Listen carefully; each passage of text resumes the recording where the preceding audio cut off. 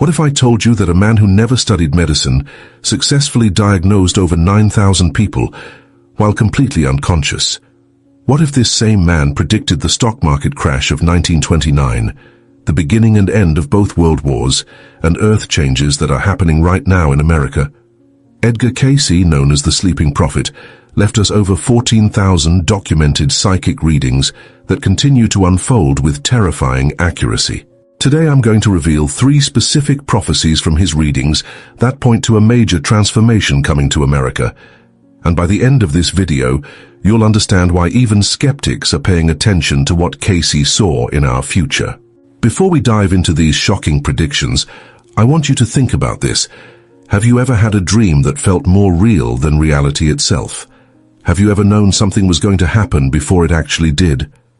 Keep that feeling in mind, because what you're about to discover about Edgar Cayce will completely change how you understand consciousness and the hidden forces shaping our world.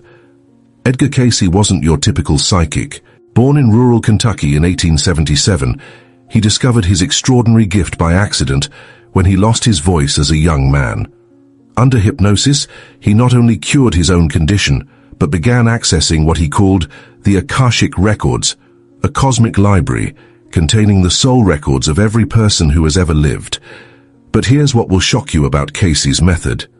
Every single day for over 40 years, Cayce would lie down on a simple couch in his Virginia Beach office, loosen his tie, fold his hands over his stomach, and enter a trance so deep that doctors couldn't detect normal consciousness.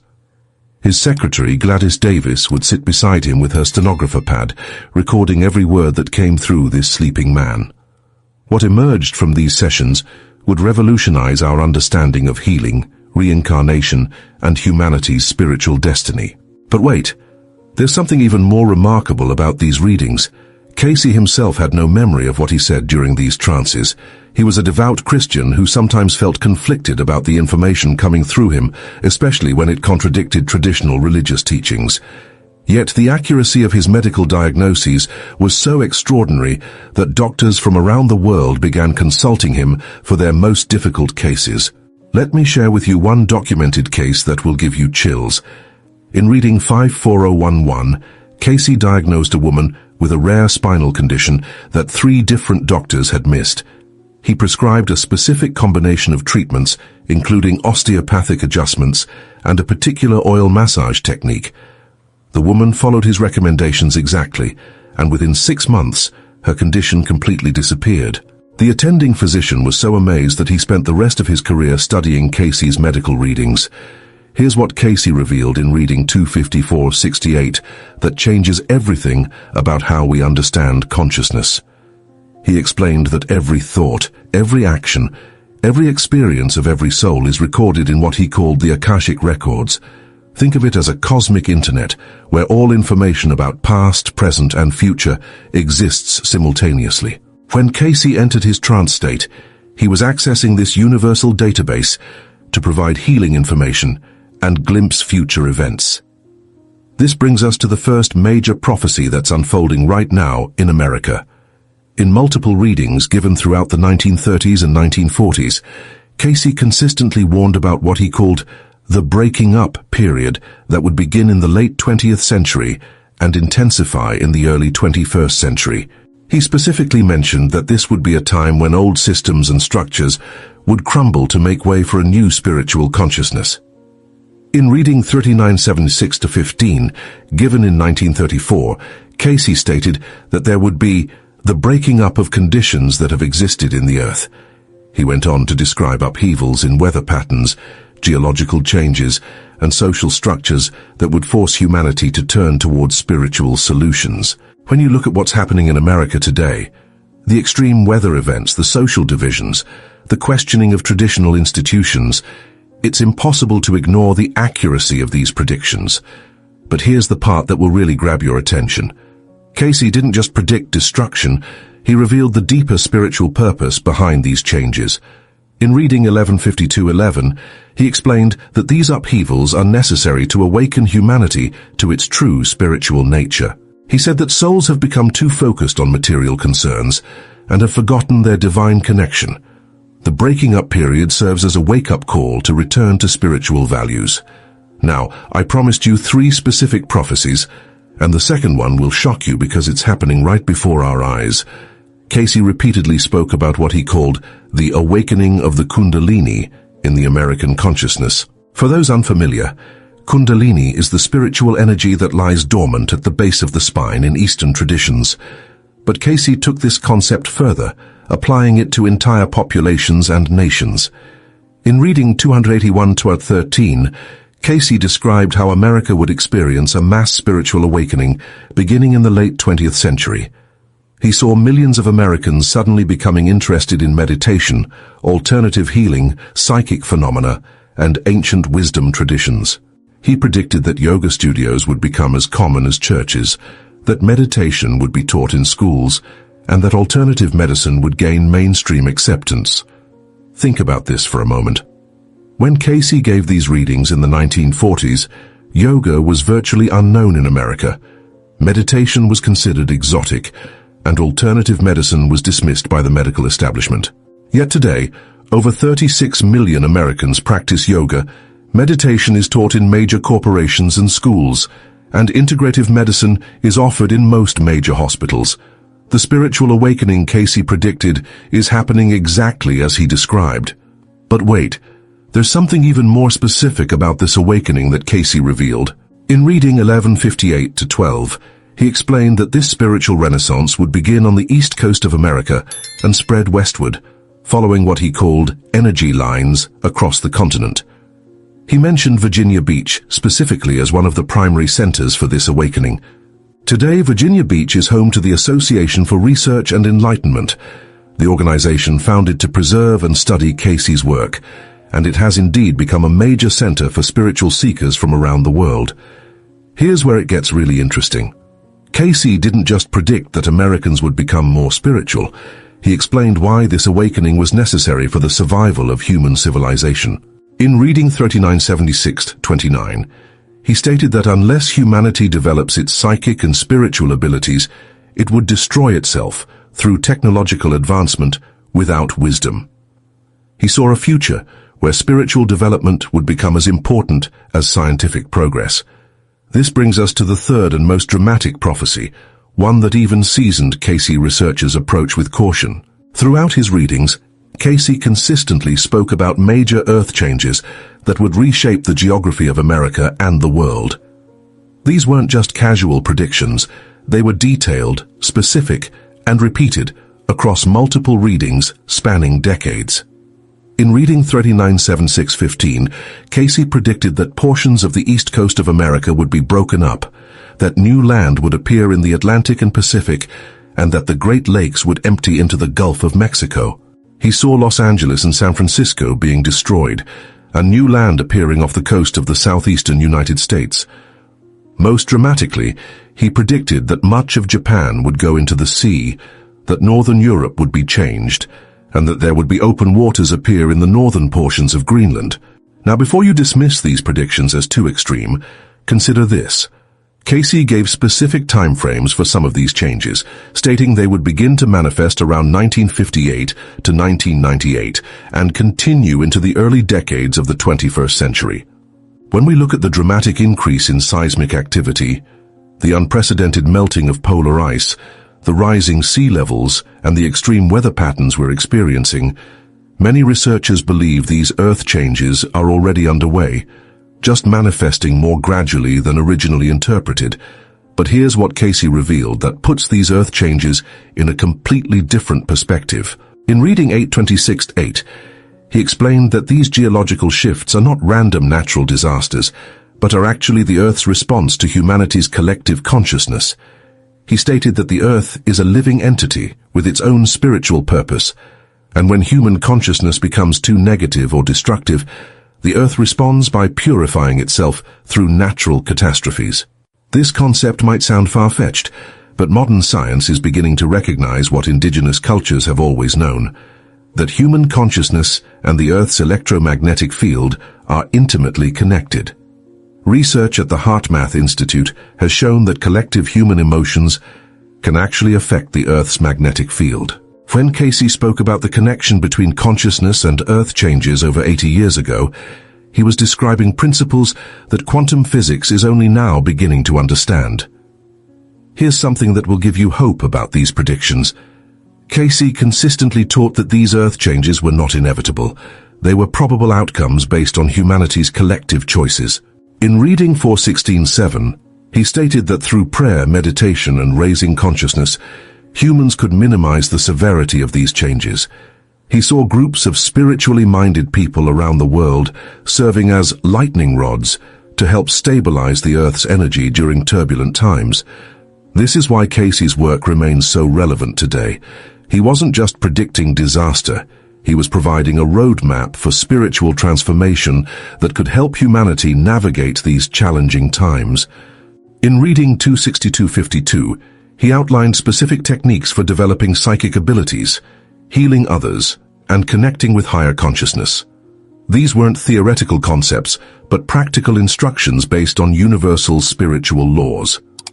Let me share with you one of the most profound healing cases from Cayce's files that demonstrates the power of consciousness to create miraculous changes.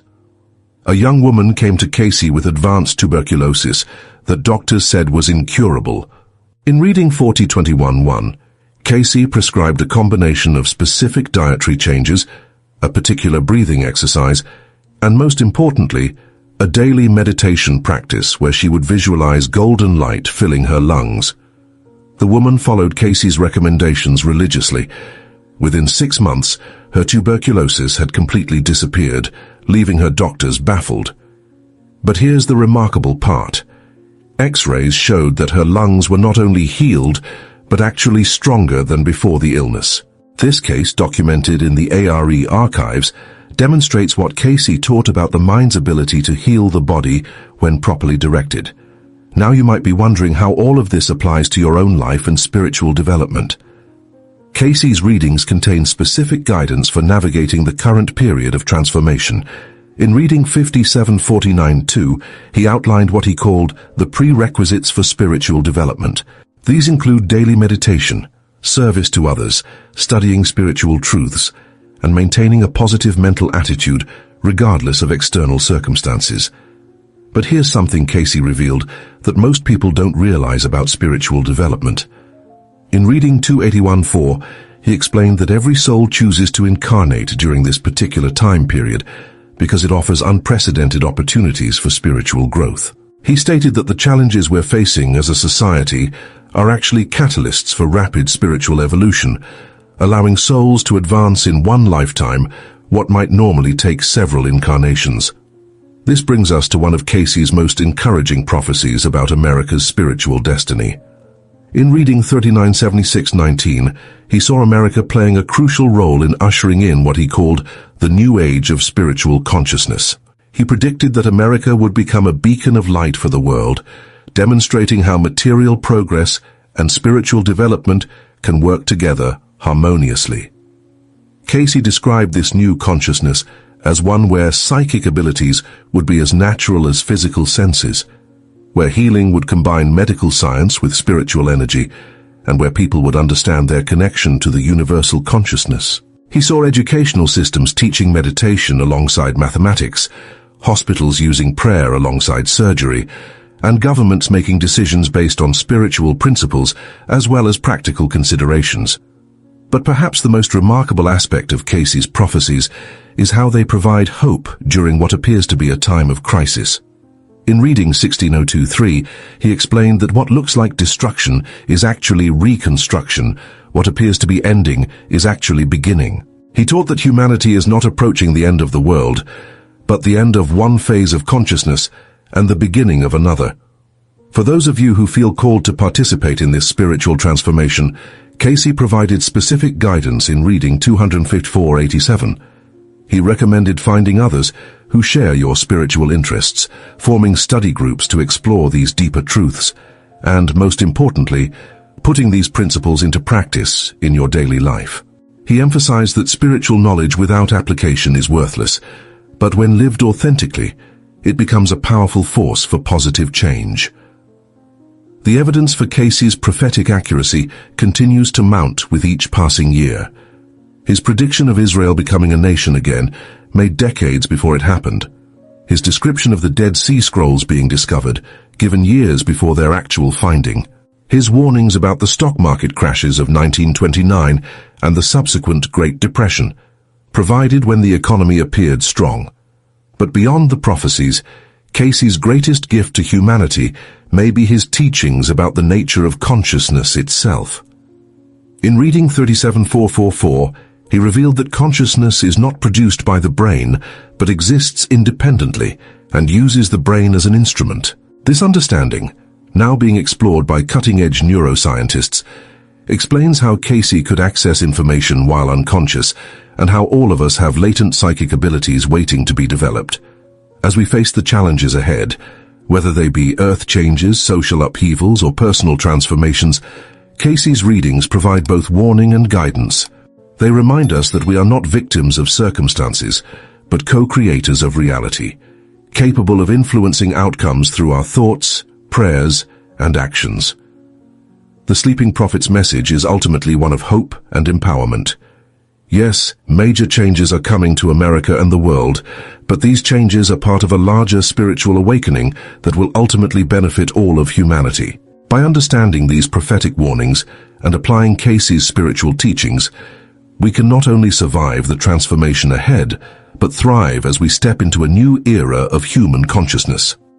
The question now is not whether these changes will occur, but how prepared you are to navigate them with wisdom, compassion, and spiritual strength. Edgar Cayce left us a roadmap. Now it's up to each of us to follow it.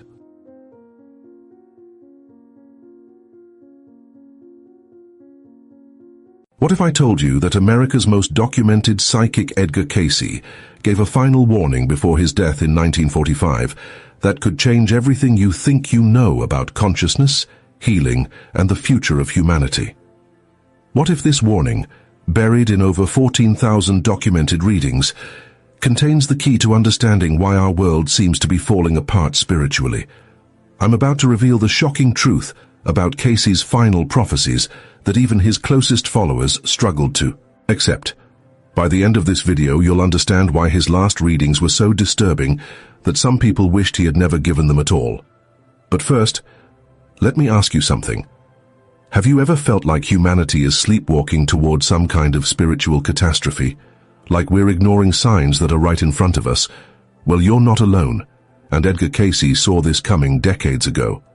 Here's what we're going to uncover together. First, the terrifying accuracy of Cayce's final prophecies about America's spiritual decline. Second, his documented warnings about what he called the Great Awakening that most people would miss. And third, the specific steps he gave in his readings for those who would listen to prepare for what's coming. Edgar Cayce wasn't just any psychic. This man from Hopkinsville, Kentucky, could enter a trance state and access what he called the Akashic Records, the cosmic library of all human experience. For over 40 years, his secretary Gladys Davis transcribed every single word he spoke while unconscious. 14,000 documented readings. No other psychic in history comes close to this level of verification. But wait, there's something most people don't know about Cayce's final years. As World War II was ending, his readings began taking on a different tone. Gone were the hopeful healing remedies and gentle life guidance. Instead, Cayce began speaking about something he called the Great Purification that would test humanity's soul. In reading 397615, given in 1944, Cayce warned that America would face a spiritual crisis that would make the Great Depression look like a minor inconvenience. He said the real test wasn't going to be economic or political, but whether Americans could remember their connection to the divine source of all healing and wisdom. Think about that for a moment. This was a man who had spent decades helping thousands of people heal from impossible conditions through his psychic readings. Suddenly, he's talking about a spiritual emergency that would require something far beyond physical healing. Here's what Cayce revealed in reading 25468 that shocked even his stenographer. He said that by the early 21st century, humanity would develop incredible technological powers, but would simultaneously lose touch with the spiritual laws that govern true healing and consciousness. People would have access to more information than ever before, yet would be more confused about their life purpose. than any generation in history. Does this sound familiar? We're living in exactly the time period Cayce was describing. We have smartphones that can access all human knowledge instantly, yet depression and anxiety rates are through the roof. We have medical technology that can perform miracles, yet people are sicker and more spiritually lost than ever. But here's where it gets really interesting. Cayce didn't just predict this spiritual crisis, he gave specific instructions for how to navigate it. In 3 minutes, I'm going to show you the reading that made Cayce's own family members question whether they wanted him to continue his psychic work. But first, let me tell you about Amy Kellerman from Virginia Beach. Amy was one of the last people to receive a life reading from Edgar Cayce before his death. She was a 28-year-old teacher who felt completely lost in life, despite having everything she thought she wanted. Her reading, number 2067-1, contained what many consider to be Cayce's clearest explanation of the spiritual awakening process. Cayce told Amy that she was living through what he called a soul initiation. He explained that certain souls had chosen to incarnate during this specific time period to help humanity remember its divine nature. But here's the catch: these souls would first have to go through their own dark night of the soul. Amy's reading revealed that she had lived previous lives in ancient Egypt and Atlantis, where she had been a temple healer. Her current life confusion wasn't a problem to be solved, but a spiritual awakening to be understood. Cayce told her that the skills she had developed in those ancient lifetimes were trying to emerge, but modern society had no framework for understanding them. This is exactly what Cayce warned about in his final prophecies. He said that thousands of advanced souls would incarnate in the late 20th and early 21st centuries, but most of them would feel like strangers in their own world. They would have memories of spiritual abilities they couldn't explain, and a deep knowing that something was terribly wrong with how humanity was living. Amy followed Cayce's guidance and eventually became one of the founding members of the Association for Research and Enlightenment in Virginia Beach. But her story illustrates something crucial about Cayce's final warning. Here's what changes everything about consciousness, according to Cayce's last readings. He said that the spiritual crisis humanity is facing isn't actually a crisis at all. It's a graduation exam. In reading 5749-14, Cayce explained that planet Earth is like a school for souls. Different time periods represent different grade levels. He said that we're currently transitioning from 3rd grade to 4th grade consciousness, and like any major transition, it's causing chaos for those who aren't prepared. But wait, what exactly did Cayce mean by 4th grade consciousness? This is where his teachings get really profound. According to the readings, 3rd grade consciousness is characterized by separation thinking. People see themselves as isolated individuals competing for limited resources. They believe in either-or thinking, good versus evil, us versus them. This is the consciousness that has dominated human civilization for thousands of years. 4th grade consciousness, on the other hand, is based on unity thinking. People begin to understand that all consciousness is connected, that what affects one person affects everyone. They start to access what Cayce called the Christ consciousness, not as a religious concept, but as a level of spiritual development available to all human beings. Here's the shocking part. Cayce said that this transition was not optional. Every soul on Earth during this time period would have to choose between 3rd grade and 4th grade consciousness. Those who refused to evolve would find themselves increasingly unhappy and confused, while those who embraced the transition would discover abilities they never knew they had. Remember how I mentioned that reading which disturbed Cayce's own family? Here it is. In one of his final trance sessions, reading 5748-6, Cayce was asked about the future of psychic phenomena. His answer was so unsettling that his wife Gertrude asked him never to address the topic again while in trance. Cayce said that by the early 2000s, psychic abilities would become so common that they would no longer be considered special. Children would be born remembering their past lives clearly. Adults would begin having prophetic dreams and visions on a regular basis. People would start reading each other's thoughts and emotions without even trying. But here's why this terrified his family. Cayce explained that most people would be so frightened by these emerging abilities that they would desperately try to shut them down. They would turn to drugs, alcohol, entertainment, and other distractions to avoid facing the reality that consciousness was expanding whether they wanted it to or not. He said that this would create two distinct groups of people. Those who embraced their expanding consciousness would experience unprecedented levels of health, creativity, and spiritual fulfillment. Those who fought against it would experience increasing levels of mental illness, addiction, and what he called soul sickness. Does this description match what you're seeing in the world today? We have more people than ever reporting psychic experiences, yet also more people than ever struggling with depression and anxiety. We have access to more spiritual information than any generation in history, yet also more confusion about what's actually true. This is exactly what Cayce predicted would happen during the Great Purification. But here's what most people missed about Cayce's final warning. He wasn't trying to scare anyone. He was trying to prepare them.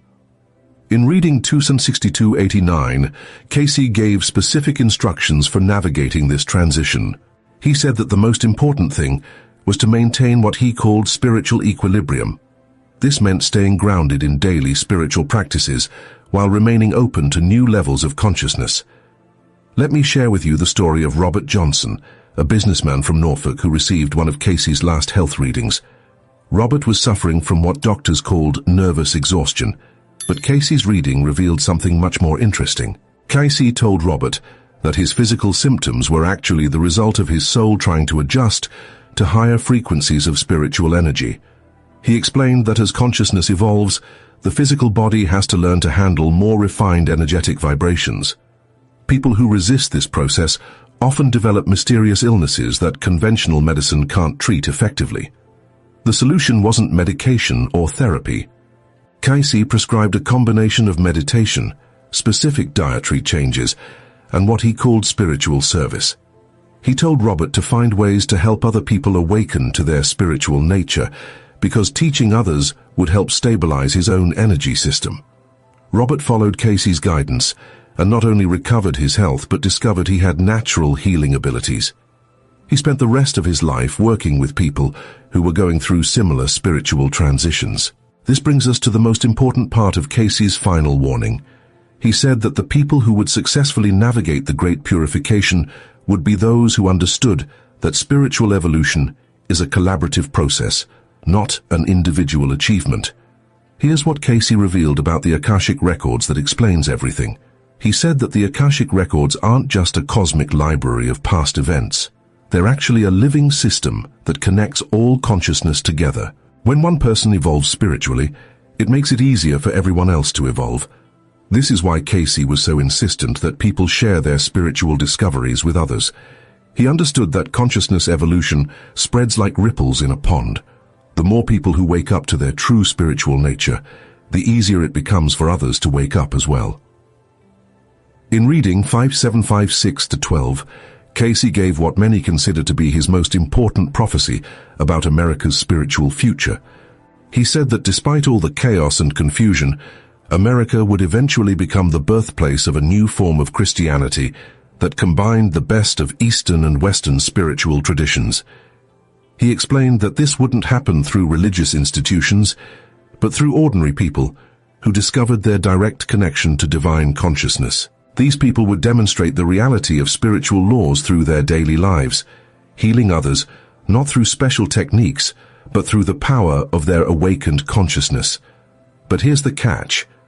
Cayce said this spiritual renaissance would only happen if enough people were willing to go through their own individual awakening process first. He warned that if too many people chose to remain in third-grade consciousness, the transition would be much more difficult and painful for everyone. This is why Cayce's final warning was so urgent. He could see both potential futures, one where humanity embraced its spiritual evolution gracefully, and another where the resistance to change created unnecessary suffering. Now, let me tell you about the specific steps Cayce gave for preparing for this transition. These instructions, scattered throughout his final readings, form what some researchers call the Cayce Protocol for Spiritual Awakening. First, Cayce emphasized the importance of daily meditation, but not just any meditation. He specifically recommended what he called attunement meditation, which involves consciously connecting with what he called the creative forces of the universe. This isn't about emptying the mind, but about filling it with divine consciousness. Second, he stressed the importance of studying spiritual principles, particularly the law of karma and reincarnation. Cayce said that understanding these laws would help people make sense of their life experiences and see the larger pattern of their soul's development. Third, he recommended what he called spiritual service. This means actively looking for ways to help other people grow spiritually, whether through healing, teaching, or simply being a positive example of awakened consciousness. Fourth, Cayce emphasized the importance of physical purification through proper diet, exercise, and what he called internal cleansing. He explained that spiritual evolution requires a clean physical vehicle to handle higher frequencies of consciousness. Finally, and this might be the most important, Cayce stressed the need for what he called group soul work. He said that the advanced souls incarnating during this time period were meant to find each other and work together as spiritual communities. Here's what's fascinating about this last point. Cayce predicted that traditional religious institutions would largely miss the Great Awakening because they would be too attached to old forms of spiritual practice. Instead, he said the real spiritual revolution would happen through informal networks of awakened individuals who recognized each other through what he called soul resonance. Does this sound like what's happening today? We have millions of people who consider themselves spiritual but not religious. We have countless online communities where people share their psychic experiences and spiritual discoveries. We have a growing movement of people who are combining ancient wisdom with modern science to understand consciousness. This is exactly what Cayce saw coming. But here's what most people are missing about this spiritual awakening. Cayce warned that it would be accompanied by what he called false prophets and spiritual materialism. He said that as people became more interested in consciousness expansion, there would be countless teachers and systems that promised quick spiritual advancement without the necessary inner work. In reading 57523, Cayce gave specific guidance for distinguishing between authentic spiritual teachers and those who were misleading people. He said that true spiritual teachers always emphasize service to others, never ask for personal worship or excessive money, and consistently demonstrate the fruits of spiritual development in their own lives. Most importantly, he said that authentic spiritual paths always lead to greater love, compassion, and wisdom, never to fear, separation, or spiritual pride. This guidance is especially relevant today when we have so many different spiritual teachers and systems available. Cayce's criteria provide a reliable way to evaluate which approaches are truly helpful for spiritual evolution. Now let me share with you one of the most remarkable documented cases from Cayce's final period. This is the story of Margaret Thompson, a nurse from Richmond who received reading 1968-2, just 3 months before Cayce's death. Margaret had been experiencing what she called waking visions since childhood, but had always dismissed them as imagination. During World War II, however, her visions became so accurate that she started paying attention. She could see wounded soldiers before they arrived at her hospital and often knew exactly what treatments they would need. When Margaret finally got a reading from Cayce, he explained that she was experiencing what he called the awakening of the Christ consciousness within her. He told her that her healing abilities were a natural result of her soul's development over many lifetimes, and that she had chosen to incarnate during this particular time period specifically to help with the transition of consciousness. But here's what makes Margaret's case so significant. Cayce told her that her experiences were just the beginning. He said that within a few decades, thousands of people would be having similar awakenings, and that it would be important for the early awakeners to document their experiences and help others understand what was happening. Margaret followed Cayce's guidance and spent the rest of her life working with what she called spiritual emergence cases. She helped hundreds of people understand that their unusual experiences weren't signs of mental illness, but evidence of consciousness expansion. Her detailed records, now housed in the ARE archives in Virginia Beach, provide some of the best documentation we have of how spiritual awakening actually unfolds in ordinary people's lives. This brings us to perhaps the most important aspect of Cayce's final warning. He said that the success of humanity's spiritual evolution would depend largely on how well the early awakeners supported each other and shared their experiences. He explained that consciousness evolution has always happened through what he called group soul initiations. Small groups of people awaken first, then their expanded consciousness creates a field that makes it easier for others to awaken. This process continues until a critical mass is reached, and the new level of consciousness becomes available to everyone. Cayce said that we're currently in the early stages of this process. The people who are having spontaneous spiritual experiences, unusual dreams, or feelings of cosmic consciousness are the advance team for humanity's next evolutionary step. But here's the challenge. Many of these early awakeners feel isolated and confused because mainstream society doesn't have a framework for understanding their experiences. This is exactly what Cayce predicted would happen. In reading 5749-16, he gave specific guidance for how awakening souls could find each other and provide mutual support. He said to look for people who demonstrated what he called the fruits of the Spirit: love, joy, peace, patience, kindness, goodness, faithfulness, gentleness, and self-control. He also said that awakening souls would recognize each other through what he called soul resonance. When two people who are spiritually evolving meet, they experience an immediate sense of recognition and understanding, even if they've never met before. This is why Cayce emphasized the importance of community so strongly in his final readings. He understood that spiritual evolution is ultimately a collective process, not an individual achievement. Now, here's what Cayce said about the timeline for this great awakening. In reading 1602-3, he predicted that the transition period would last approximately 30 years, beginning in the 1990s and culminating in the 2020s.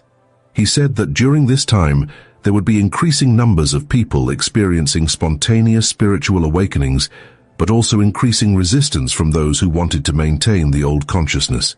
This would create what he called a polarization of consciousness, where people would be drawn to either love-based or fear-based ways of living.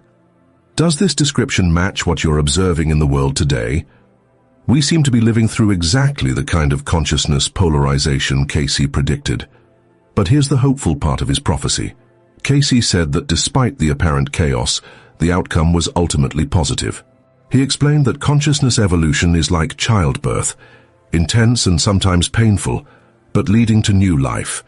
He predicted that by the mid-2020s, enough people would have completed their individual awakening process that a new form of civilization would begin to emerge. This wouldn't happen through political or social revolution, but through the natural expression of evolved consciousness in daily life. People would begin living from what Cayce called the law of love rather than the law of fear. Communities would form around shared spiritual values rather than economic or political interests. Healing would become a natural part of daily life as people learn to work with spiritual energy.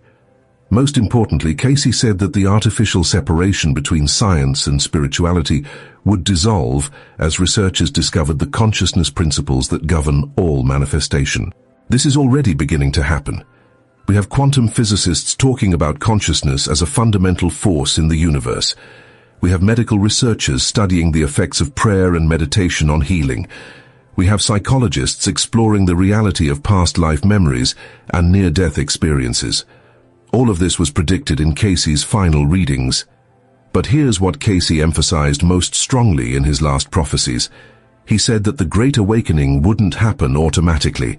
It would require conscious participation from those who understood what was occurring. In reading 3976-29, his final discourse on world conditions, Cayce explained that humanity was at a crucial choice point. The tools for spiritual evolution were available, but people would have to choose to use them. He said that each person who committed to their own spiritual development was literally helping to birth a new world. But he also warned that those who chose to remain unconscious would find life increasingly difficult as the old consciousness patterns stopped working. This is why Cayce's final warning was so urgent. He could see that humanity was approaching what he called the point of no return. After a certain point, the momentum of consciousness evolution would become irreversible, and those who hadn't prepared would be left behind. But what did Cayce mean by being left behind? This is one of the most misunderstood aspects of his prophecies. Cayce didn't believe in punishment or damnation. He taught that every soul eventually evolves to higher consciousness, but not necessarily in the same lifetime or on the same planet. He said that souls who weren't ready for fourth-grade consciousness would simply continue their education elsewhere, in environments more suited to their current level of development. This is actually a very compassionate vision. Nobody is lost or condemned. Everyone continues to evolve at their own pace. But the Earth itself is graduating to a higher level of consciousness, and only souls who are ready for that level will be able to remain here. In his final personal reading, 294-212, Cayce addressed his own role in this great transition. He said that his 40 years of psychic readings had been preparation for what he called the real work, which was helping people understand the spiritual laws that govern consciousness evolution.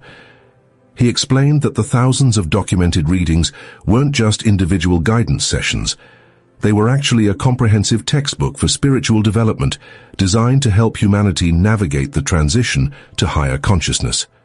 This is why the ARE continues to study and preserve Cayce's readings. They represent one of the most complete maps we have for understanding how consciousness actually evolves. But here's what Cayce emphasized in that final reading. He said that the information was only valuable if people actually applied it in their daily lives. Intellectual understanding wasn't enough. The spiritual principles had to be lived and demonstrated. He also said that each person who successfully navigated their own awakening process would become a living example for others who were just beginning the journey. This is how consciousness evolution spreads, through demonstration rather than preaching. As we near the end of our time together, let me share with you the most practical guidance from Cayce's final warnings. First, trust your inner experiences. If you're having unusual dreams, spontaneous healing experiences, or moments of expanded consciousness, don't dismiss them as imagination. Document them and look for patterns. Second, find your spiritual community. Look for others who are going through similar experiences. Share your discoveries and learn from theirs. Remember, this is a collaborative process. Third, maintain your daily spiritual practices. Meditation, prayer, study, and service create the foundation for stable spiritual development. Without these anchors, consciousness expansion can become chaotic and frightening. Fourth, stay grounded in physical reality. Spiritual evolution isn't about escaping the world, but about bringing higher consciousness into everyday life. Take care of your body, maintain your relationships, and fulfill your practical responsibilities. Finally, remember that you chose to be here during this extraordinary time in human history. Your presence on Earth during the Great Awakening isn't an accident. You have a unique contribution to make to humanity's spiritual evolution. Cayce's final warning wasn't meant to frighten anyone. It was meant to prepare us for the most exciting adventure in human history, the conscious evolution of an entire species. The question isn't whether this awakening will happen. According to Cayce's readings, it's already underway and accelerating rapidly. The question is whether you'll consciously participate in it or try to resist it. The tools are available, the guidance is clear, the community is forming. The only thing missing is your decision to step fully into your spiritual potential. Edgar Cayce spent his entire life demonstrating that consciousness is far more powerful and flexible than most people realize. His final warning was simply this: the time for playing small is over. Humanity is ready for its next evolutionary leap, and that leap begins with individuals like you who are willing to awaken to their true spiritual nature. The sleeping prophet has given us the roadmap. Now it's up to us to walk the path. The future of human consciousness literally depends on the choices we make in the next few years. What will you choose? Will you be among those who help birth a new world? Or will you remain asleep while the greatest transformation in human history unfolds around you? The choice, as always, is yours. But remember, Edgar Cayce saw this moment coming, and he knew that souls like yours would be here to answer the call. The awakening has begun. Your time is now. What if the spiritual memories you're trying to unlock could actually destroy your present happiness? Edgar Cayce, America's most documented psychic, gave over 14,000 readings that revealed a shocking truth about past life recall that most spiritual seekers never hear about. In his reading 57532, Cayce warned that accessing certain past life memories without proper spiritual preparation could create what he called karmic confusion that would literally tear apart your current relationships, career, and mental stability. Today I'm going to share with you 3 documented cases from the Association for Research and Enlightenment Archives in Virginia Beach, where past life memories created devastating consequences, and more importantly, Cayce's specific guidance on how to avoid these spiritual traps. But first, let me ask you something. Have you ever had vivid dreams about living in another time period, felt an unexplained connection to a historical era, or experienced instant recognition when meeting someone for the first time? Hold on to those thoughts, because what I'm about to reveal will change everything you think you know about reincarnation and memory. The Sleeping Prophet, as Cayce was known in his hometown of Hopkinsville, Kentucky, didn't just confirm that we live multiple lives. His readings revealed that our souls carry forward both the gifts and the burdens from every incarnation, and accessing these memories incorrectly could activate what he termed karmic debts that weren't meant to surface in this lifetime. But wait, here's where it gets really interesting. In reading 1620-01, Cayce described how a woman's attempts to recall her past as an Egyptian priestess actually triggered a series of events that led to her divorcing her husband, abandoning her children, and eventually suffering a complete psychological breakdown. The tragic part? Cayce revealed that she had specifically chosen this current incarnation to heal those ancient wounds through service and family love, not by reliving the glory of her temple days. This changes everything about how we should approach spiritual awakening, doesn't it? Let me share with you the story of Margaret, a schoolteacher from Richmond, Virginia, who contacted Cayce in 1928. Margaret had been experiencing what she called Egyptian dreams, where she saw herself as a powerful healer in ancient temples. These visions were so vivid that she began to feel her current life as a simple educator was beneath her spiritual station. Here's what Cayce revealed in her life reading that shocked even his longtime stenographer Gladys Davis. Margaret had indeed been an Egyptian healer, but she had abused her psychic gifts for personal gain and had caused tremendous suffering. Her current incarnation as a teacher was specifically designed to develop humility and genuine service. By trying to reclaim her ancient powers, she was actually preventing her soul's evolution. The reading stated that if Margaret continued to focus on her past Egyptian identity, she would repeat the same karmic mistakes, potentially setting her soul's progress back several lifetimes. Cayce warned that she needed to embrace her current role completely before any spiritual abilities could safely return. This case illustrates a crucial principle that Cayce emphasized throughout his work. Our current circumstances aren't random or beneath us. They're precisely designed by our higher selves to address specific karmic needs. When we reject our present situation in favor of glamorous past life identities, we're actually rejecting our soul's curriculum. But here's what most people don't understand about Cayce's teachings on past lives. The Sleeping Prophet consistently emphasized that memory without wisdom is dangerous. In reading 2067-1, he explained that the subconscious mind contains not just our personal past life experiences, but fragments of the collective unconscious that can create false memories and spiritual inflation. Now you might be wondering, how can we tell the difference between genuine past life insight and dangerous spiritual fantasy? Cayce provided specific guidelines that I'll share with you in just a moment, but first let me tell you about James, a businessman from Norfolk who nearly destroyed his marriage because of what he believed were Atlantean memories. James had been successful in real estate when he began having dreams about being a crystal technician in Atlantis. These visions were incredibly detailed, showing him operating sophisticated machinery and holding positions of great authority. Convinced these were genuine memories, James became obsessed with finding others from his supposed Atlantean group. He neglected his business, spent thousands of dollars traveling to meet people he believed were his ancient companions, and eventually his wife threatened divorce. When James finally sought a reading from Cayce in 1934, the revelation was startling. Cayce confirmed that James had indeed lived during the Atlantean period, but not as the important technician he imagined. He had been a simple laborer who had become fascinated with the crystal technology, but had never understood or operated it.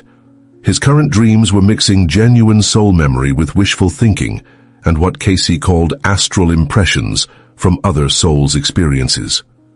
More importantly, Cayce revealed that James's Atlantean incarnation had ended tragically because of his tendency to abandon practical responsibilities in pursuit of spiritual glamour. His current life was specifically designed to learn the value of steady commitment and earthly service. By chasing Atlantean fantasies, he was repeating the exact pattern that had led to his downfall 12,000 years ago. This brings us to one of Cayce's most important warnings about past life exploration. In reading 5246-1, he stated that souls often incarnate with specific spiritual amnesia about certain lifetimes because remembering too much too soon could overwhelm the personality and prevent necessary growth. Think about it this way. If you knew you had been Napoleon Bonaparte, would you be content learning patience as a middle manager in Milwaukee? If you remembered being Cleopatra, would you focus on developing humility as a suburban mother? Cayce taught that our current limitations often serve as protective boundaries, allowing us to develop qualities that our past life personalities lacked. But wait, there's something even more crucial that Cayce revealed about past life memories that could completely change your spiritual practice. In his reading for a woman identified as 53832, he explained that certain past life memories are actually tests.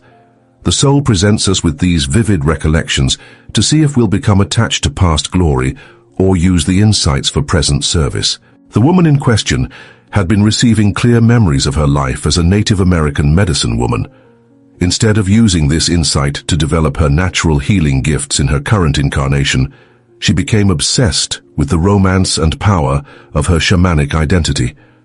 Cayce warned that this fixation was actually preventing her from accessing genuine healing abilities that were meant to emerge through humble, consistent practice in her present life. Here's the pattern that Cayce identified in dozens of similar cases. When we become attached to impressive past life identities, we often develop what he called spiritual pride that blocks our actual spiritual development. The ego loves to claim exotic and powerful past lives because it feeds our sense of specialness. But genuine spiritual growth usually requires us to fully embrace whatever ordinary circumstances we've been given in this incarnation. Now let me share with you Cayce's practical guidelines for safely approaching past life insights. First, he consistently taught that any genuine past life memory should make you more compassionate and effective in your current relationships and responsibilities, not less. If remembering a past incarnation causes you to reject your present circumstances or feel superior to others, Cayce would say that memory is either false or you're interpreting it incorrectly. Second, Cayce emphasized that past life information should come naturally through service and spiritual development, not through forced techniques or obsessive seeking. In reading 57531, he stated that souls reveal their past when the personality is ready to use that information constructively. Trying to force past life recall often opens us to what he called psychic confusion, where we mistake imagination, suggestion, or even spiritual interference for genuine soul memory. The Sleeping Prophet also warned about a specific danger that's incredibly relevant today. With so many books, workshops, and online resources promising easy access to past life memories, people often collect dramatic past life identities like spiritual trophies. Cayce observed that souls who had lived many incarnations could become confused about which lifetime's patterns and talents were meant to be active in the current incarnation. In reading 1968-2, Cayce described how a man's attempts to simultaneously channel abilities from his Egyptian, Atlantean, and medieval lifetimes created what could only be described as spiritual chaos. The man couldn't maintain relationships because he was trying to live as if he were simultaneously a priest, a knight, and a temple architect. His personality fragmented under the weight of conflicting past life identities. This reveals something crucial about Cayce's understanding of reincarnation. We don't just randomly cycle through different lifetimes. Each incarnation is carefully planned by our higher selves to address specific karmic needs and develop particular qualities. When we try to activate multiple past life personalities simultaneously, we're essentially trying to take several different college courses at once without having the prerequisites for any of them. But here's what makes Cayce's approach to past lives truly revolutionary. Unlike many spiritual teachers who encourage unlimited exploration of past incarnations, Cayce consistently emphasized that our current personality is our soul's masterpiece. Every limitation, every challenge, every ordinary circumstance has been specifically chosen to create optimal conditions for spiritual growth. In one of his most profound readings, 900 to 10, Cayce explained that the soul often incarnates with just enough past life memory to provide necessary talents and wisdom, but not so much that it becomes distracted from present opportunities. He compared it to a master teacher who gives students exactly the right amount of background information to succeed in their current studies, but not so much that they become overwhelmed or arrogant. This perspective completely transforms how we should approach spiritual development. Instead of trying to unlock impressive past life identities, Cayce taught that we should focus on fully embodying our current incarnation's potential. The qualities we're meant to develop in this lifetime will naturally draw upon relevant past life experiences without our conscious effort. Let me give you a practical example from Cayce's own family. His son Hugh Lynn Cayce had clear psychic abilities from childhood, but Edgar consistently discouraged him from developing these gifts until he had first mastered ordinary educational and social skills. Cayce knew that premature psychic development, even based on past life abilities, could create spiritual imbalance and social difficulties.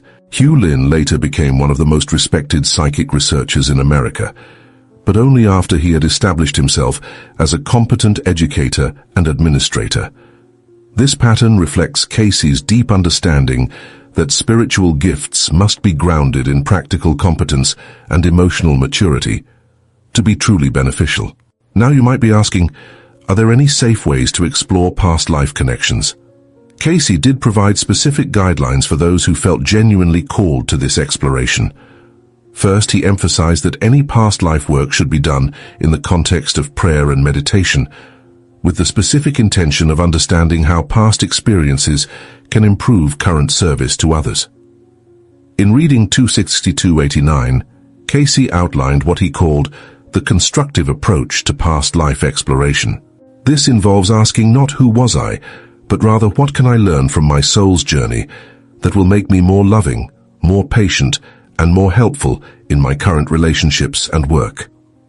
The Sleeping Prophet also recommended that people focus on developing their current incarnation's gifts rather than trying to recover past life abilities. He observed that souls often have to relearn abilities from previous incarnations because the current personality and circumstances require a different approach to expressing those same spiritual qualities. For instance, someone who had been a healer in ancient Egypt might need to express healing abilities as a modern nurse, therapist, or even as a parent who creates an emotionally nurturing home environment. The essential spiritual quality remains the same, but the expression must fit current circumstances and the soul's present learning needs. But here's where Cayce's teachings become really practical for modern spiritual seekers. He consistently taught that our strongest current interests and natural talents usually reflect our most constructive past life experiences. If you're naturally drawn to music, teaching, healing, or any other field, Cayce would say that interest likely comes from successful past life development in related areas. The key is to develop these natural inclinations through present-day opportunities, rather than trying to recreate ancient methods or contexts. A person with past life experience as an Atlantean crystal worker might best express that knowledge by becoming a computer programmer or electronics engineer, not by trying to channel ancient Atlantean technology. This practical approach protects us from the spiritual inflation that Cayce identified as one of the greatest dangers of past life exploration. When we ground our spiritual insights in current service and relationships, we avoid the trap of feeling special or separate from others based on our supposed past life experiences. Cayce also warned about another subtle danger that's particularly relevant in our social media age. In reading 1472-01, he described how some people become so identified with their past life personalities that they begin to perform these identities for others rather than genuinely integrating the lessons. This performance creates what he called spiritual dishonesty that actually blocks soul development. Think about how many people today collect impressive past life identities and share them as a form of spiritual status. Cayce would say this approach completely misses the point of reincarnation, which is not to accumulate interesting experiences, but to develop unconditional love and selfless service. The Sleeping Prophet had a particularly wise perspective on the very human tendency to claim famous or powerful past life identities. In reading 5749-14, he pointed out that there have been thousands of incarnations throughout history, but only a relatively small number of famous historical figures. The mathematics alone suggests that most of our past lives were probably quite ordinary. More importantly, Cayce taught that souls often choose humble incarnations, specifically to develop qualities that can't be learned in positions of power or fame. Some of our most important spiritual development might have occurred during lifetimes as simple farmers, devoted parents, or quiet craftspeople. This doesn't mean these incarnations were less valuable.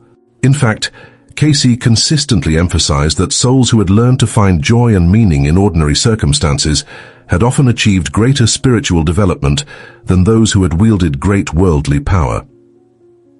Now let me share with you one final case that perfectly illustrates both the dangers and the constructive potential of past life insights. Sarah, a young woman from Virginia Beach, had been having recurring dreams about medieval monastery life. These dreams were so vivid and consistent that she became convinced she had been a monk in a previous incarnation. Instead of immediately seeking a life reading from Cayce, Sarah decided to test this insight by dedicating herself more fully to prayer and spiritual study in her current life. She increased her meditation practice, began volunteering at local charities, and focused on developing the contemplative qualities she admired in her dream memories. When she finally did receive a reading from Cayce in 1944, he confirmed that she had indeed spent several incarnations in monastic settings.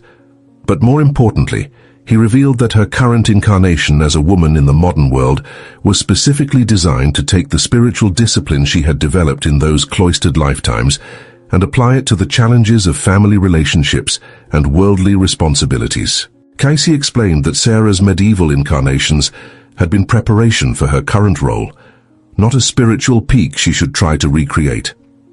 By first proving that she could apply monastic virtues to contemporary life, she had demonstrated the maturity needed to safely access and integrate her past life experiences. This case illustrates what Cayce considered the ideal relationship between past life memory and current incarnation. The insights should enhance and enrich our present circumstances, not provide an escape from them, or make us feel that our current life is somehow inadequate. Throughout all of his readings on reincarnation, Edgar Cayce maintained that our present incarnation represents our soul's current curriculum. We can certainly draw wisdom and understanding from past experiences, but only if we remain fully committed to learning the lessons that our current circumstances are designed to teach. The Sleeping Prophet's warnings about past life memories weren't meant to discourage spiritual exploration, but to protect seekers from the subtle traps that can derail genuine spiritual development. By approaching past life insights with humility, focusing on present service, and maintaining our commitment to current relationships and responsibilities, we can safely access the wisdom of our soul's journey without falling into the spiritual pitfalls that concerned Cayce so deeply. Remember, according to Edgar Cayce's readings, the most advanced souls are often those living the most ordinary lives, with extraordinary love and dedication. Your current circumstances, however humble they might seem, represent exactly the spiritual classroom your soul has chosen for its next level of development. The real question isn't who you were in past lives, but who you're becoming through the patient, loving engagement with whatever opportunities and challenges this incarnation has provided. That's where your true spiritual power lies, and that's the path Edgar Cayce consistently pointed toward throughout his remarkable career as America's most documented and trusted psychic counselor.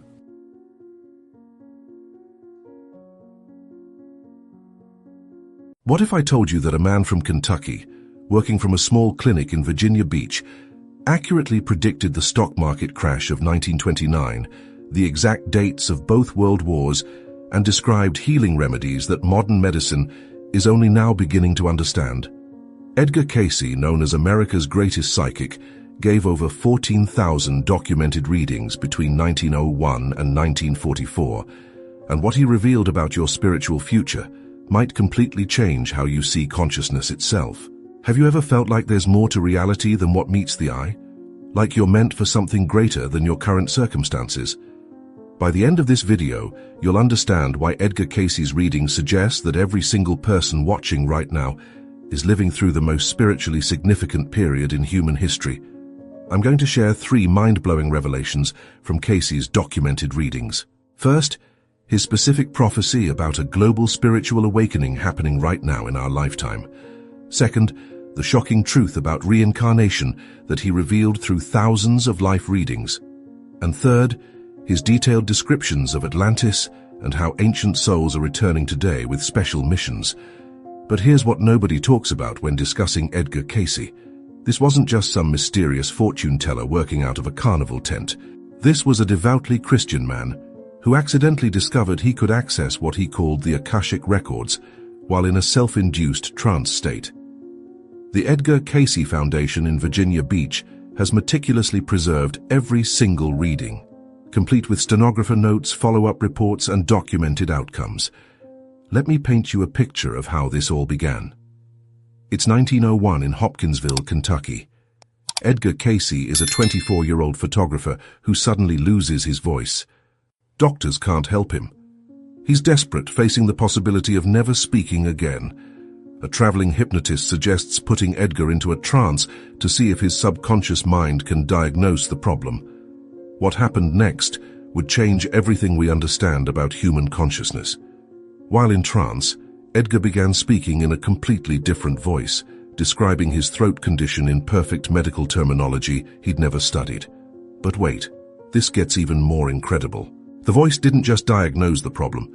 It prescribed a specific treatment involving increased blood circulation to the vocal cords. Edgar followed the instructions, and his voice returned completely. Word spread quickly through Kentucky and beyond. People with incurable conditions started seeking out this strange young man who could apparently access unlimited medical knowledge while unconscious. The readings were so accurate, so detailed, that medical doctors began consulting Edgar Cayce for their most difficult cases. Here's what Cayce revealed in reading 25468 that shocked even his stenographer. A woman came to him with what doctors had diagnosed as terminal stomach cancer. In trance, Cayce's voice calmly stated that she didn't have cancer at all, but rather a severe digestive condition caused by specific dietary choices and emotional stress. He prescribed a treatment involving apple cider vinegar, specific dietary changes, and regular meditation. 3 months later, she returned completely healthy. The supposed cancer had vanished. But this changes everything about how we understand consciousness and healing. Cayce wasn't just randomly guessing. In over 9,000 medical readings, he maintained an accuracy rate that astounded physicians of his era. He could describe internal conditions he'd never studied, prescribe treatments using medical terminology he'd never learned, and recommend remedies that wouldn't be discovered by conventional medicine for decades. Think about this for a moment. If one man could access this kind of unlimited information while in an altered state of consciousness, what does that tell us about the nature of reality itself? In 3 minutes, I'm going to show you the reading that made Edgar Cayce himself question everything he thought he knew about life and death. But first, let me share something that will make you rethink your entire spiritual journey. Cayce didn't just do medical readings.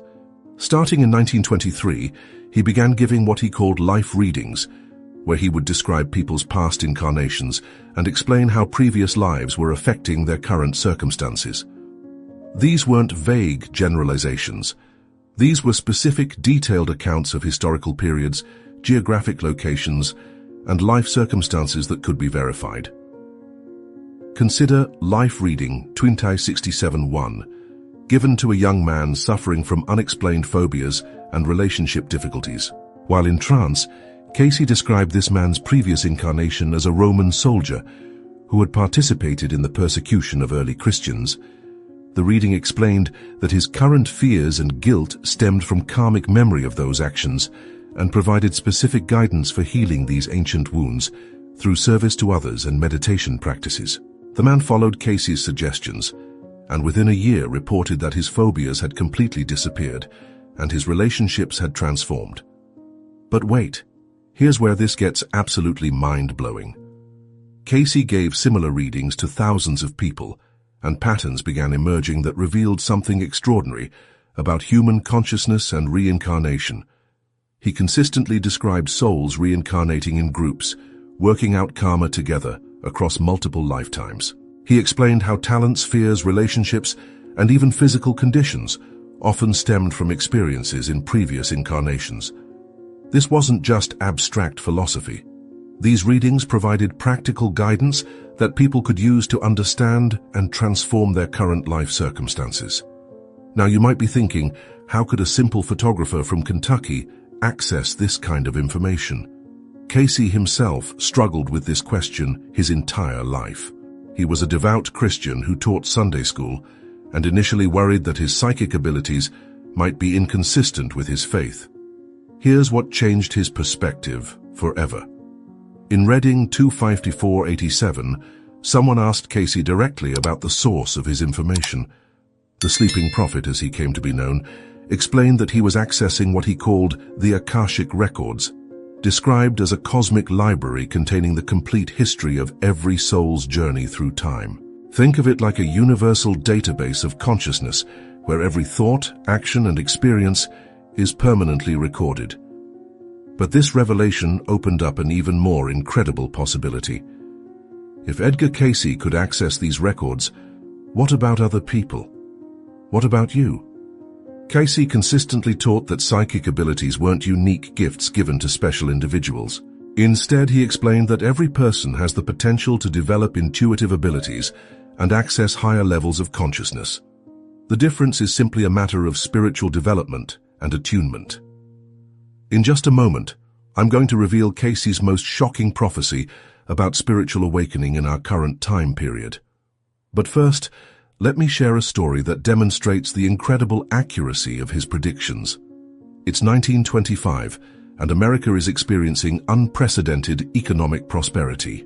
The stock market is soaring, and most financial experts are predicting continued growth. But in Reading 195-54, Edgar Cayce saw something completely different. He predicted a severe economic collapse that would begin in late 1929 and continue for several years. The reading was so specific that it warned against speculation in stocks and recommended investing in conservative securities instead. People who followed this guidance avoided the devastating losses of the Great Depression. But Cayce's prophecies went far beyond economic predictions. In the 1930s and early 1940s, he accurately predicted the beginning and end dates of World War II, described the alliance between America and Russia against Germany, and even predicted the development of atomic weapons. Here's what makes these prophecies absolutely incredible. Cayce wasn't making educated guesses based on current events. He was accessing information about future possibilities and probabilities through the same source that provided his medical and life readings. But wait, there's something even more extraordinary about Cayce's predictions. Starting in the 1930s, his readings began describing a coming period of global spiritual awakening that would begin in the late 20th century and accelerate dramatically in the early 21st century. Does this time frame sound familiar? In reading 16023, given in 1939, Cayce described a time when the earth and its peoples would experience a new understanding of spiritual principles. He predicted that ancient wisdom would be rediscovered, that healing methods combining physical and spiritual approaches would become mainstream, and that people around the world would begin developing psychic and intuitive abilities. Think about what's happened in America and around the world since the 1960s. The explosion of interest in meditation, alternative healing methods, past life regression, energy work, and spiritual consciousness. The integration of Eastern spiritual practices with Western psychology and medicine. The growing acceptance of intuitive and psychic phenomena. Cayce saw all of this coming decades before it began manifesting. But here's the part that will absolutely shock you about what's happening right now. In Reading 1152-11, Cayce described this current period as a time when Atlantean souls would return to Earth in large numbers. Now, before you dismiss this as fantasy, let me explain what his readings revealed about Atlantis, and why this matters for your spiritual journey today. Through hundreds of readings, Cayce described Atlantis not as a mythical civilization, but as an actual advanced society that existed for thousands of years before being destroyed by catastrophic earth changes around 10,000 BC. But here's what makes this relevant to you personally. According to Cayce's readings, many souls who lived during the final period of Atlantis are reincarnating now, drawn back to Earth during this time of technological advancement and spiritual awakening. These souls carry both incredible creative potential and deep karmic responsibility for learning to use power and technology wisely. Does this resonate with you? Do you feel drawn to advanced technology, healing methods, or spiritual practices? Do you sometimes feel like you don't quite belong in this time period, or like you're here for some special purpose you can't quite identify? Cayce suggested that many people experiencing these feelings might be Atlantean souls returning to help humanity navigate the same challenges that once destroyed their previous civilization. But this brings us to the most important prophecy Edgar Cayce ever gave about our current time period. In reading 378-16, given in 1933, Cayce described the years between 1998 and 2025 as a critical transition period for human consciousness. He predicted that during this time, humanity would face a choice between spiritual evolution and self-destruction. The outcome would depend on whether enough individuals chose to develop their spiritual nature and work for the good of all humanity. Look around you right now. Consider the challenges facing our world. Climate change, political divisions, technological advancement outpacing wisdom, and growing inequality. At the same time, notice the unprecedented interest in spiritual development, consciousness exploration, alternative healing, and holistic approaches to life's problems. We're living exactly in the time period Cayce described as humanity's great spiritual test. But here's the incredible hope embedded in his prophecies. Cayce consistently taught that this transition period, challenging as it might be, would ultimately lead to a new age of spiritual understanding and human cooperation. He described a coming time when healing would integrate physical, mental, and spiritual approaches, when people would routinely use intuitive abilities to solve problems, and when humanity would learn to live in harmony with both technology and nature. The question is, what role are you meant to play in this spiritual awakening? This is where Cayce's teachings become intensely practical for your life right now. In thousands of readings, he provided specific guidance for spiritual development that anyone can follow. He consistently recommended daily meditation, regular prayer, selfless service to others, and study of spiritual principles as the foundation for developing psychic abilities and higher consciousness. But wait, there's a specific practice Cayce recommended that most people have never heard about. In Reading 281-13, he described a technique for accessing your own Akashic records through what he called attunement meditation.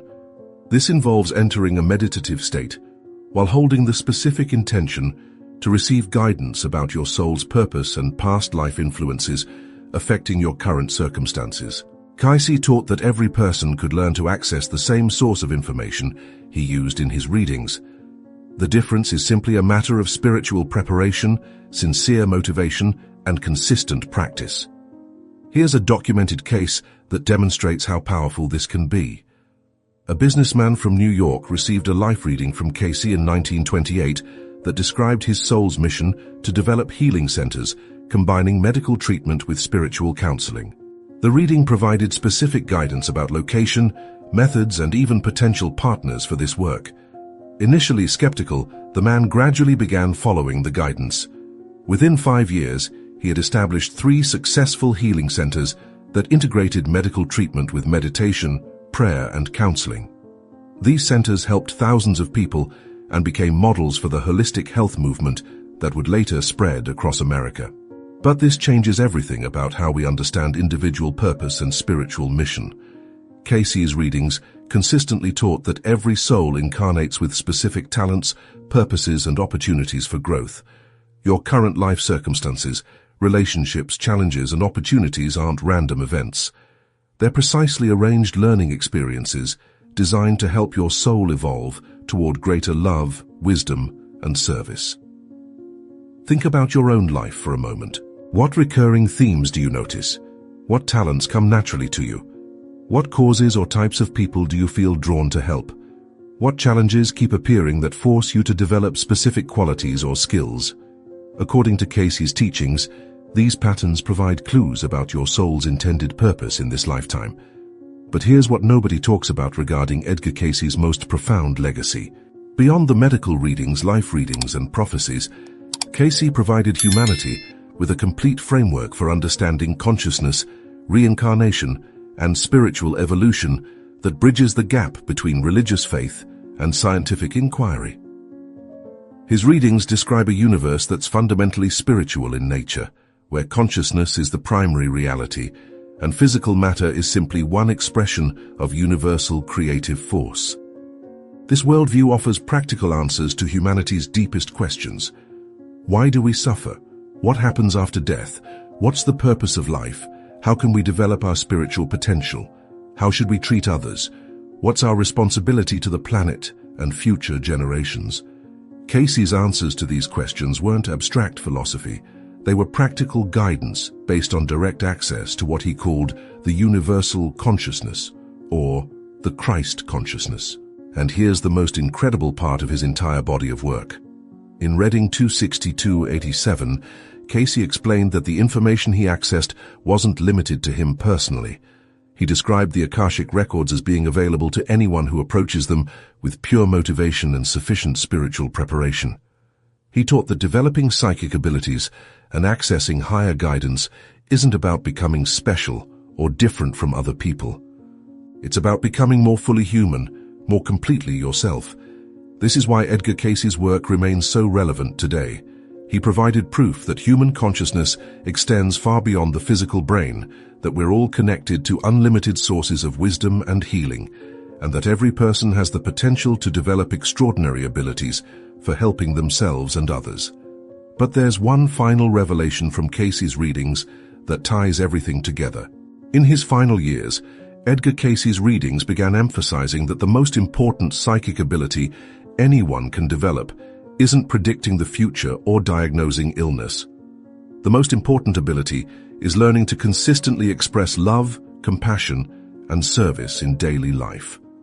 Reading 254-109 states it clearly. The greatest psychic ability is to be able to love your fellow man. This wasn't just spiritual sentiment.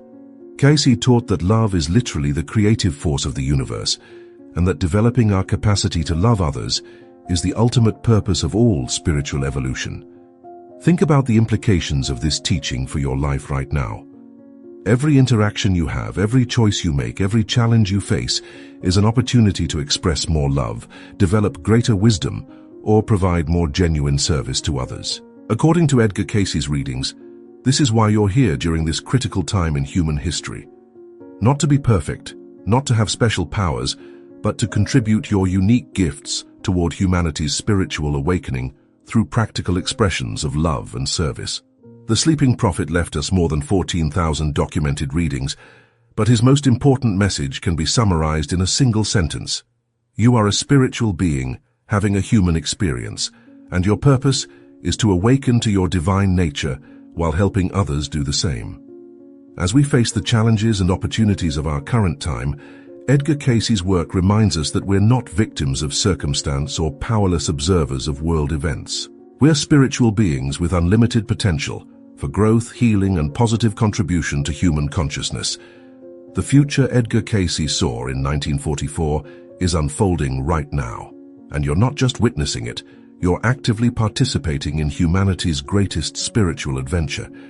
The question isn't whether you have psychic abilities or special gifts. The question is, how will you use the consciousness, love, and wisdom you already possess to help create the better world that Edgar Cayce knew was possible? Every documented reading, every verified prophecy, every miraculous healing in Edgar Cayce's legacy points to the same truth. Consciousness is unlimited. Love is the creative force of existence, and every person alive today has the potential to access wisdom and abilities that can transform both their personal life and contribute to humanity's spiritual evolution. The sleeping prophet awakened us to possibilities we're still discovering.